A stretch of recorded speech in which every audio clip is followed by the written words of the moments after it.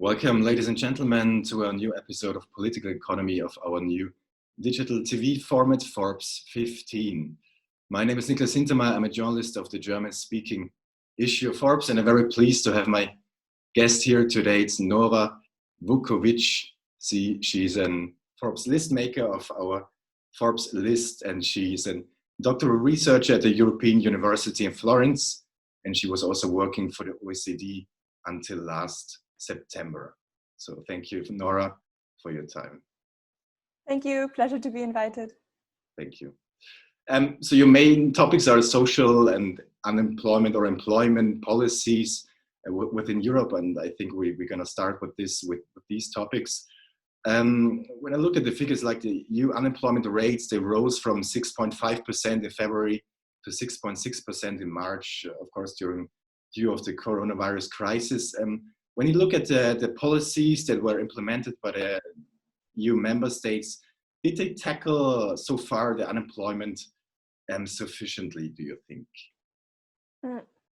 Yeah, so that's a tough question. And I'd say quite in general, governments are currently engaged in two entangled primary tasks that require, as we know, a very delicate balancing. So on the one hand, they're battling the COVID-19, a global health emergency. And on the other hand, they need to respond to the economic and social ramifications, including widespread unemployment.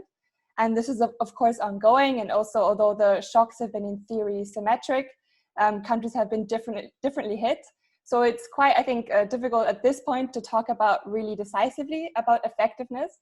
But it's clear that countries have responded, especially potentially in contrast to the 2008 crisis, swiftly and with an awareness that not spending now will only decrease damages further down the line. And as you said, I'm a doctoral researcher at the EUI, and I focus on the future of work. And with regard to my own research, so labor market policy, it's been interesting to see that governments have taken two primary, I'd say, roads in terms of tackling unemployment, but also the hardship caused by unemployment. And one is drawing on pre-existing welfare state institutions. And the other has been to set up or scale up new policies in order to buffer the hardship that's been caused. So when we look at welfare states, here governments have aimed at stocking up resources, easing access to schemes, and also extending access to groups that were previously excluded. And a big group, of course, is also what I focus on in my research, self-employed workers and gig economy workers. And when it comes to new responses, here they focused on a policy mix, I'd say, of short-term work schemes, or as we call them in the Germanic sphere, Kurzarbeit, hardship funds and one-off payments to unemployed people, and grants and loans to SMEs. And I think here we can more decisively talk about the advantages of these policies, but also some of their shortcomings. So when it comes to short-term work or Kurzarbeit, this can prevent workers from becoming unemployed by keeping them within the labor market, but many times that also reduced levels of activity. So a key economic rationale here is that we're freezing the economy, so that countries are not driven into even deeper recessions by large-scale unemployment. And a challenge, however, here is that the longer we freeze the economy, the more expensive these schemes become. And so we've seen also that Austria has recently increased the funds for its Kurzarbeit schemes as a result. And then on the other hand, as mentioned, we have hardship funds.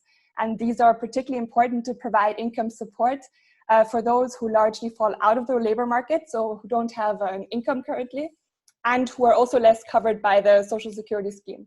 So here again, self-employed workers.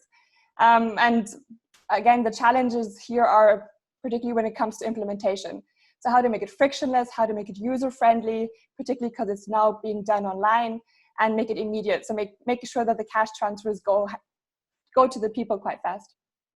You mentioned like the financial crisis before, like in 2008 and 2009, unemployment back then rose like in every EU member state, but you also mentioned like in a contribution that Sweden had a very strong social welfare state, and it was like a very huge advantage for them to tackle this rise of unemployment back then. Could you draw a little comparison to the financial crisis, why it was such an advantage? And also, you mentioned like in the contribution that the social welfare states, it's now time to boost them and to strengthen them in some member states, especially when it comes to self-employed people? Yeah, no, that's a really good question. I mean, of course, if we analyze the current crisis, it's also always relevant to draw back to our most recent events to offer a frame of reference. The financial crisis is one, the Great Depression has been another. But with regard to the financial crisis, it's offered countries with lessons learned and good practices that are you can see that are coming in handy now. One thing that you haven't mentioned, but that it's maybe interesting to draw upon as well, is the short-term work schemes. So these were used by Germany during the 2008 financial crisis. They supported around 1.5 million workers this way. And it's been a large peer learning effort when it comes to these. So you've seen them implemented in countries that don't have really strong historical traditions of them, like Britain, Ireland, and Denmark.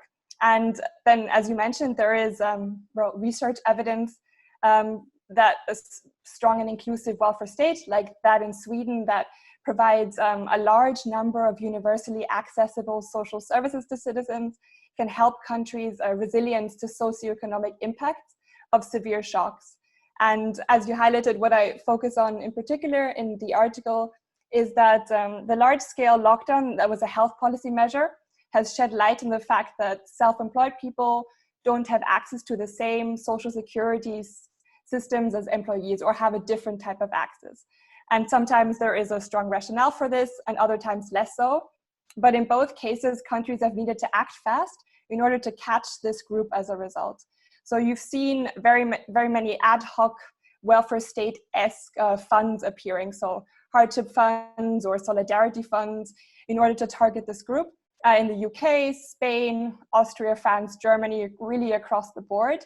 And now there's also discussions, in particular in the UK and the Netherlands, that are starting to say, well, okay, so we've made this cash available, but how are we going to fund it? And are we potentially going to raise national insurance contributions for the self-employed as well? Yeah, I think also like the Chancellor of Exchequer, like in the UK, said, okay, we're going to provide for the self-employed a huge fund, or like a huge amount of money, I think, yeah. But to conclude, like on this comparison, because you mentioned it like at the beginning, member states acted faster to tackle unemployment than back then in the financial crisis. Is this right? I think there was a broad scale awareness that that spending and that buffering the amount of people who go to unemployment is a useful way to preserve the foundations of economies in an effort to facilitate I'd say maybe a more V-shaped rather than U-shaped economic recovery. Whether that will be at all possible is another question, though. Okay.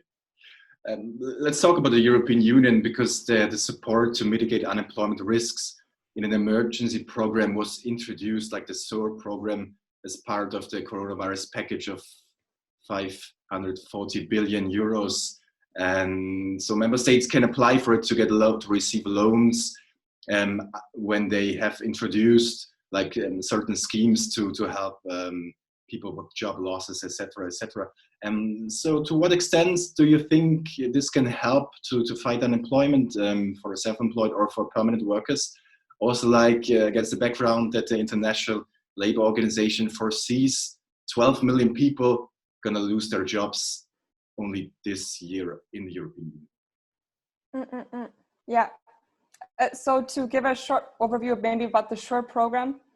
So it's one of the EU Commission solidarity instruments that has provided temporary liquidity support to EU members in the form of loans for short-term work schemes. And it's, as you said, it's backed up by member state guarantees. And also, I think what's useful to point out is that there is no conditionality requirements, with the exception of requested reporting. And so in general, I'd say that the SURE is a welcome support to short-term work schemes, but it should be stressed, as the Commission says itself, that it is a second line of defense.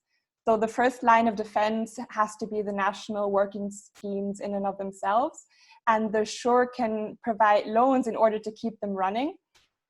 So its benefit is financial, in the sense that countries can get loans at lower rates than they may have otherwise gotten at markets. But it also is slightly broader, which is maybe not discussed as much, which is that it incentivizes using short-term work schemes more broadly amongst member states. Mhm.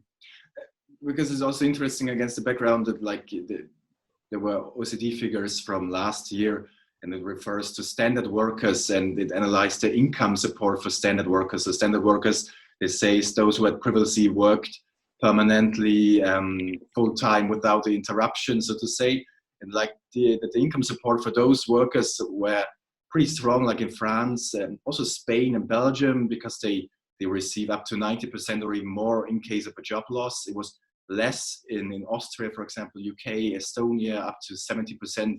In like Greece, Poland, and Italy, there were huge risks also for permanent workers in the case of a job loss. So if we analyze this situation against the background of uniformity in the European Union, to what extent is this like a difficulty also that there are so many different income support schemes within the European Union?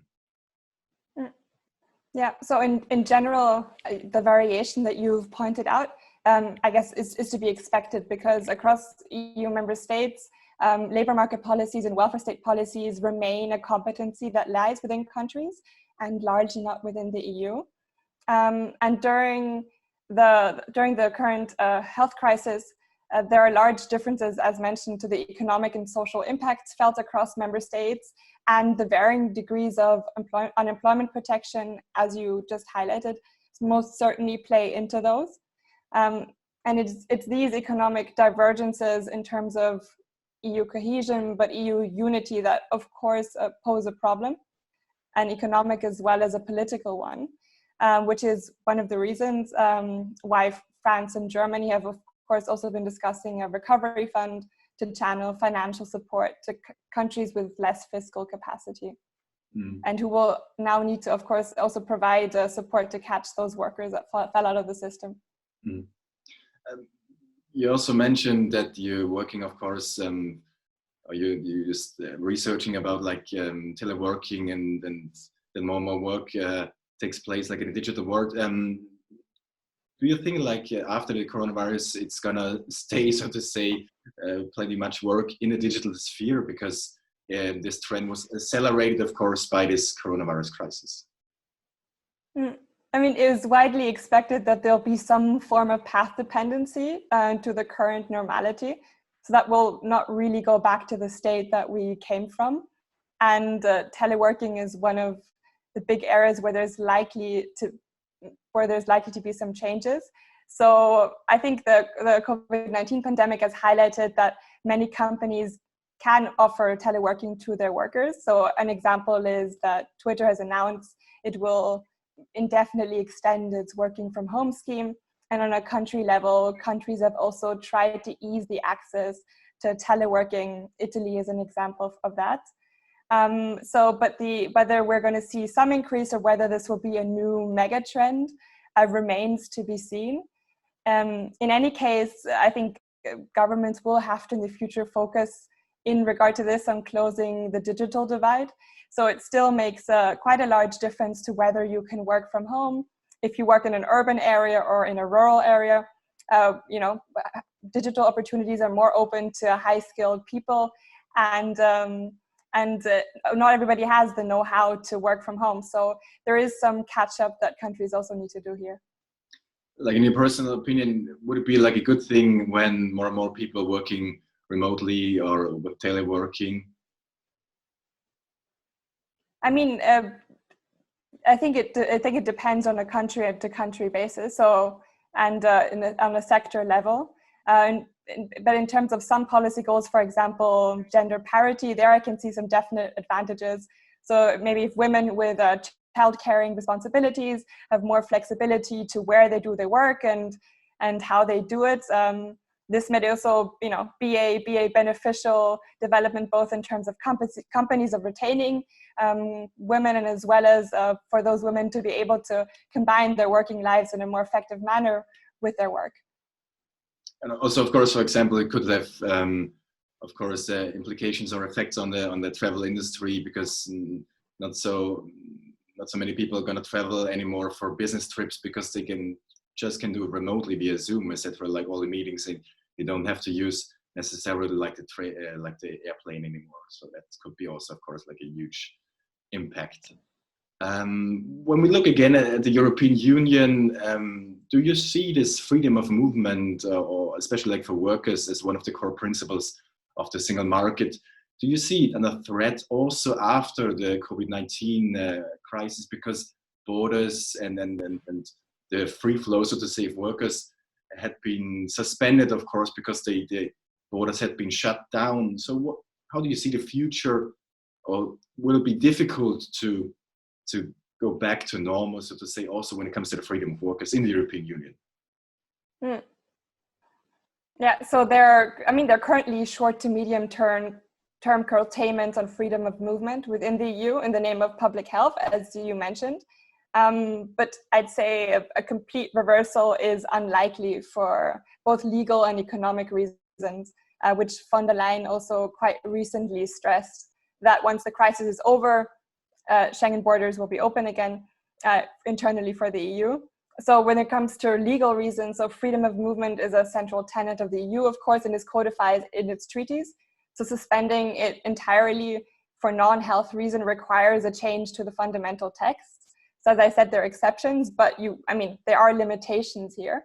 And secondly, a feature of EU integration and our multilateral system in general is, of course, that no member state can really go at it alone. So recent examples show that there's not enough labor supply in many member states to really, limit freedom of movement even now. So examples of healthcare workers, agricultural workers, I think show that borders will in some form remain open even during this current crisis.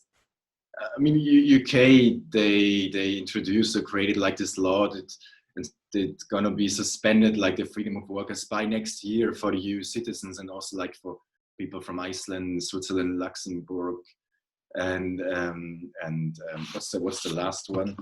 I missed it, but so it is a very bad sign, because like they still apply for the EU rules, and that they are still in the midst of this transition phase. So how do you reflect this situation in the UK?